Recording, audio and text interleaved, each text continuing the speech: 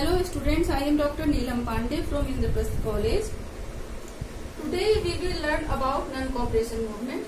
So let us start non-cooperation movement. First we see the initiations of non-cooperation movement. Students, non-cooperation movement शुरू होने के पीछे की वजहों को पहले हम देखेंगे. तो ये वजह क्या थी आंदोलन होने के पीछे? तो रॉलेट एक्ट, जलियांवाला बाग कांड, Khilafat movement, home rule movement and world war first. इन सब के बारे में डिटेल से मैंने चर्चा की है प्रीवियस वीडियो में. तो आगे अब हम स्टार्ट करते हैं. ये आंदोलन कब शुरू होता है? तो on 1 August 1920 non cooperation movement was announced by Mahatma Gandhi. Gandhi ji ने 1 अगस्त 1920 को नॉन कोऑपरेशन मूवमेंट लॉन्च की. The movement was essentially a peaceful and non-violent protest against the British government.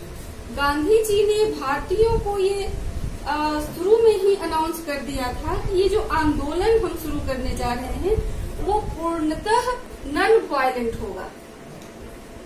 इसमें हिंसा बिल्कुल भी नहीं होगी और वो पीसफुल तरीके से होगा, शांतिपूर्ण तरीके से होगा. तो गांधी जी ने भारतवासियों से कुछ अपीलें की जिसके तहत वो इस आंदोलन को शुरू करना चाहते थे. तो स्टूडेंट्स, अब हम देखेंगे कि उन जो पूरे भारतवासी हैं उनसे क्या अपील गांधी जी ने की है. तो Indian were asked to relinquish their titles. ऐसे भारतीय जिन्हें अंग्रेजी सरकार द्वारा उपाधियां दी गई हैं, पदवियां दी गई, जैसे सर की उपाधि देते थे, सर देवेंद्रनाथ टैगोर, सर रविंद्रनाथ टैगोर. तो सबसे पहले रविंद्रनाथ टैगोर ने ही अपनी सर की उपाधि लौटाई. Indian were asked to resign from nominated seats in a local bodies. Indians, वो भारतीय जो लोकल बॉडीज पर नॉमिनेटेड हैं, वो इसको रिजाइन कर दे. मोतीलाल नेहरू ने अपनी सीट से रिजाइन दे दिया. Indian were asked to resign from their government job. और वो भारतीय जो गवर्नमेंट जॉब कर रहे हैं, सरकारी नौकरियां कर रहे हैं, वो नौकरियों को छोड़ दे.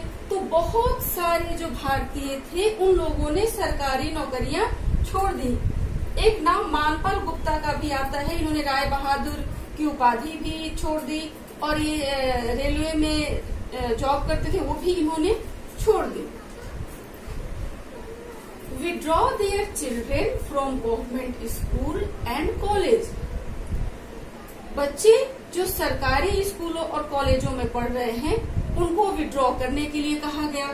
तो गांधी जी के इस आह्वान पर देश के सभी नौजवानों ने सरकारी स्कूलें और कॉलेजों का त्याग कर दिया.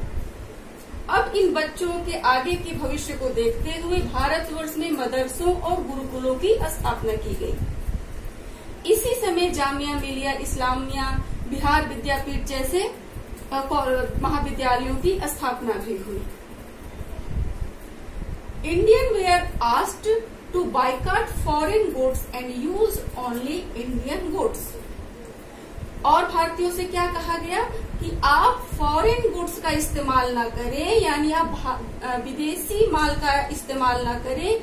जो इंग्लैंड से माल है आप उसका इस्तेमाल ना करें, बल्कि आप खुद अपनी चीजों को बनाएं, अपने देश में इंडियन गुड्स का इस्तेमाल करें. इसके तहत लोगों से यह आह्वान किया गया कि विदेशी माल का बहिष्कार करें. विदेशी कपड़ों की होलियां जलाई गई और चरखा उद्योग विकसित हुआ.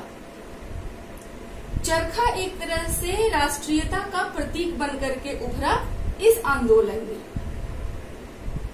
और लेकिन ये सब सारी चीजें शांतिपूर्ण तरीके से की जा रही हैं. आंदोलनकारियों से ये कहा गया कि जो विदेशी वस्त्रों की बिक्री करते हैं, शराबों की बिक्री करते हैं, उनकी दुकानों पर जाकर के शांतिपूर्ण तरीके से उसको त्यागने के लिए, छोड़ने के लिए उनसे कहा जाए और उत्साहित किया जाए कि वो देसी माल का बिक्री करें और इंडियन गुड्स का इस्तेमाल करें। Indian were asked to boycott the election to the legislative council, और वो जो लेजिस्लेटिव काउंसिल में इलेक्शन होती है उसका भी बाइकॉट करें। Indian were asked to not to serve in the British army, भारतीयों से ये कहा गया कि आप भारतीय आर्मी, ब्रिटिश आर्मी में जॉब ना करें, ब्रिटिश आर्मी को छोड़ दें। अब ब्रिटिशर्स भारत में थे ही कितने, ब्रिटिश आर्मी में तो आधे से ज्यादा इंडियंस ही थे, तो अगर सेना में इंडियंस नहीं होंगे तो इनकी शक्ति ऐसे ही कमजोर हो जाएगी कि किसके बल पे तानाशाही दिखाएंगे।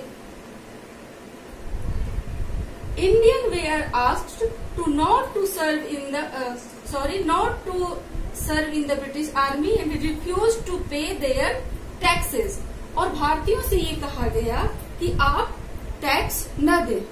अगर इनको टैक्स नहीं मिलता है तो ये अपना उपनिवेश चला ही नहीं पाएंगे।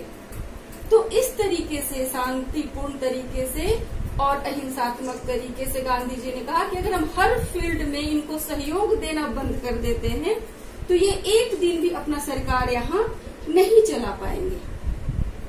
स्टूडेंट्स, तो गांधी जी ने कहा कि अगर हम इन सब रूल को फॉलो करते हैं, ये सब सारी चीजें करते हैं, तो एक साल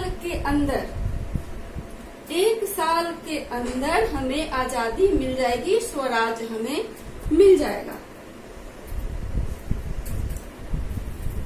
The success of the revolt was a total shock to British authority.